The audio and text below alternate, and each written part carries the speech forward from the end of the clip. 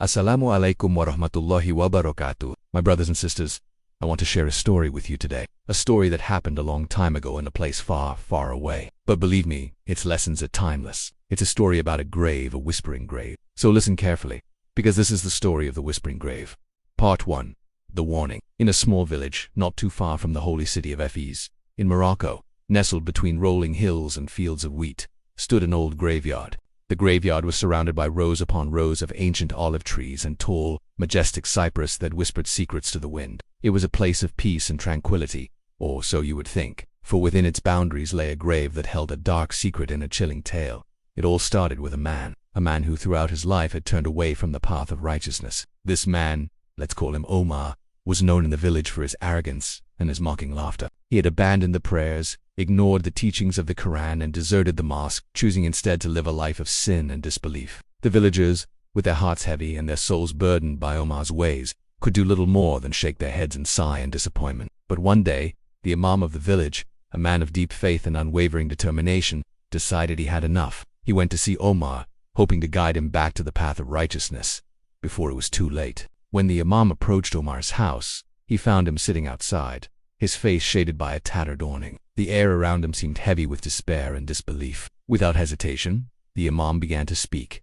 his voice echoing with concern. "Omar," he said, "I have come to talk to you about your soul." Omar, taken aback by the Imam's sudden appearance, responded with a mocking laugh. "What about my soul?" he scoffed. "Leave me be, good sir, for I have no need of your sermons here." The Imam, though taken aback by Omar's harsh words, remained calm. He knew that this was a crucial moment, and that he had to tread carefully. "Omar," he said gently, "you must repent before it's too late. The day of judgment is coming, and you must be prepared." But Omar, lost in his own world of disbelief, paid no heed to the Imam's warning. He waved his hand dismissively and turned away, leaving the Imam with a heavy heart. As the days went by, the Imam couldn't help but worry about Omar. He could see the darkness that was consuming him, and he knew that if he didn't do something, Omar might end up in hell. So he continued to visit him, offering guidance and comfort.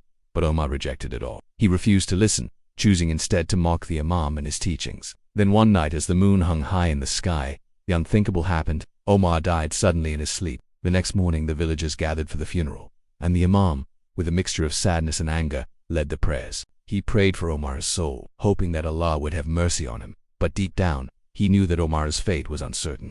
After the burial, the villagers dispersed, each lost in their own thoughts. But little did they know that this was just the beginning. Part 2. The Sound. For several weeks after Omar's funeral, the villagers lived in peace. They went about their daily routines, praying and working, trying to honor Allah as best they could. However, as the days turned into weeks, a strange unease began to settle over the village. The people couldn't shake off a growing sense of dread, and whispers of fear began to circulate through the narrow streets. One evening, as the sun began its slow descent, casting long shadows across the village, a young woman named Fatima was making her way home from the market. The air was still and heavy, and the only sound was the distant call to prayer. As she walked past the graveyard, she heard it. A voice, soft yet mournful, seemed to drift from the shadows. "Where are the prayers?" it whispered. "Where are the nights I missed?"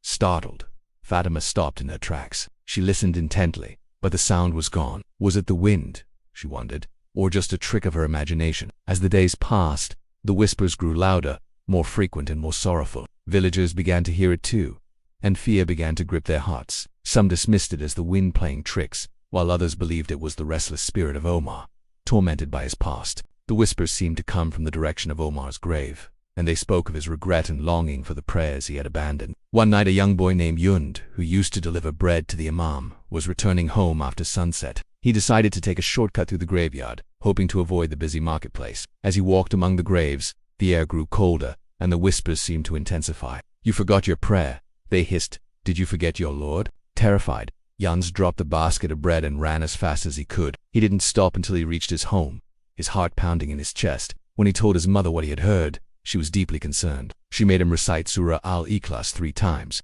a powerful surah from the Quran known for its ability to ward off evil, and reminded him never to return to the graveyard after sunset. That night, the whispers ceased. But from that day forward, Yanis and the rest of the villagers avoided the graveyard, not daring to disturb whatever evil lurked within. Part 3.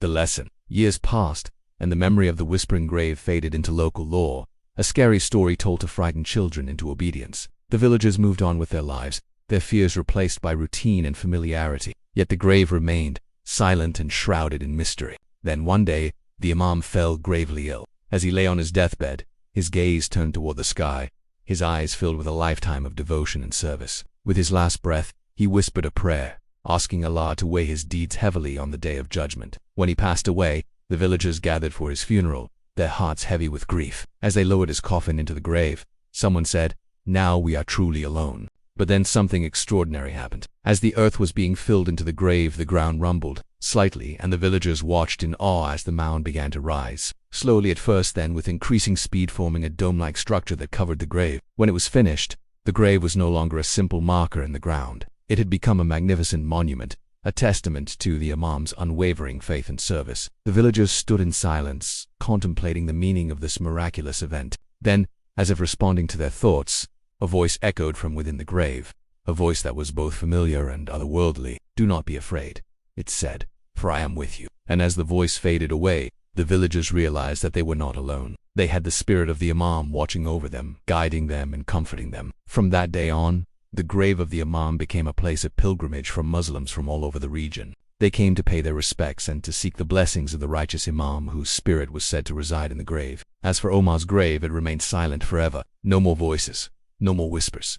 It seemed as if the earth itself had swallowed his story, leaving only the faintest trace in the hearts and minds of those who knew him. So, my brothers and sisters, the lesson of the whispering grave is a reminder for us all. We must not take our faith for granted, nor should we ever forget the importance of prayer and righteous living. Just as Omar's mockery of faith led him to a terrible fate, we too will be judged for our actions and beliefs. May Allah protect us from the whispers of disbelief and guide us all to the path of righteousness. Assalamu alaikum wa rahmatullah.